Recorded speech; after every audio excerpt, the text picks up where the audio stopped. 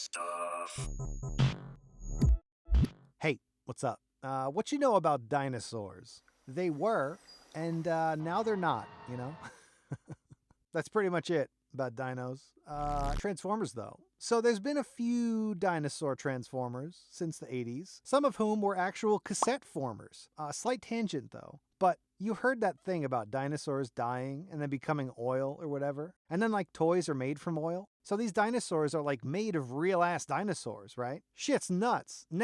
First up, hoobie-dooby-doo. First up, we got Overkill. He's a gray and blue cassette. Nothing too weird. Dino mode looks like this. T-Rex. Not bad, right? That's the level that we're working with here, folks. Cassette formers, you know. Set your expectations real low, you know. But, I mean, they have a charm to them. Next up, we have Slugfest. So Slugfest, right? What a name. It's especially a weird name for something that doesn't have any fists. No spoilers, though. But this one's green and red. And drumroll, please. A Stegosaurus. He's awesome. Like I said, no fists, though. That's weird, right? I read on the wiki that his name was originally supposed to be Crunchback, something like that. That would have been much better than Slugfest. But Slugfest and Overkill are like bros in the fiction, and I confess, I don't know much about them. But I do love a good pair of dino pals, you know? How could you not? Next up, Shattered Glass Slugfest. What? Shattered Glass Stegosaurus?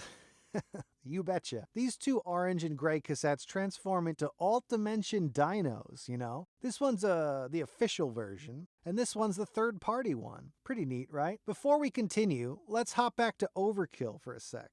So I got a few more of them, and we're going to just go through them rapid fire, right? First up, Titan's Return. He's just a gray and blue Grimlock, you know, weaponizable thing. I don't know what they're called. He's one of them. I don't know. Next up, the special edition one. This one's Grimlock Repaint too.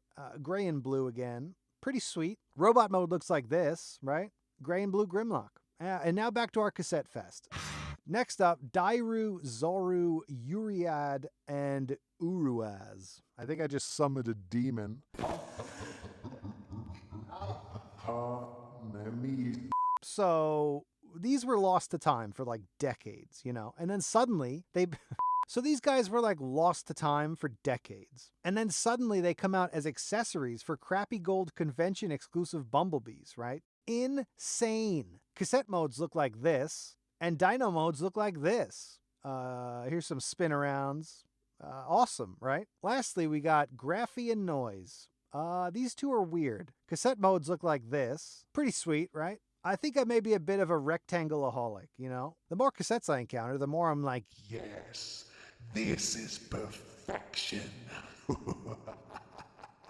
Dino modes look like this. My first thought was an Overkill repaint. That's weird, but no, they're different.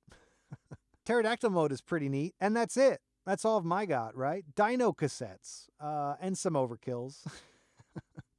Pretty dang neat, right? Lots of history in this group shot. A lot of dumb, stupid history. All right. Bye.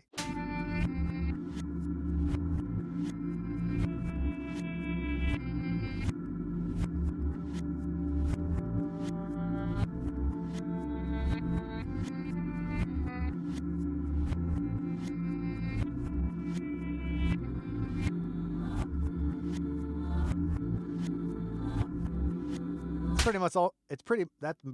That's pretty much all she wrote. What was that? It's especially weird for a name. I went onto Wikipedia, but I do love a good pair of dino pals. How could you not? How could you not? Dino pals. How could you not? How could you not? How could you not? How could you not? How could you not? You know? How could you not? How could you not? How could you not? Next up, how could you not? How could you not? Next up, can I make any more sound with my voice throat?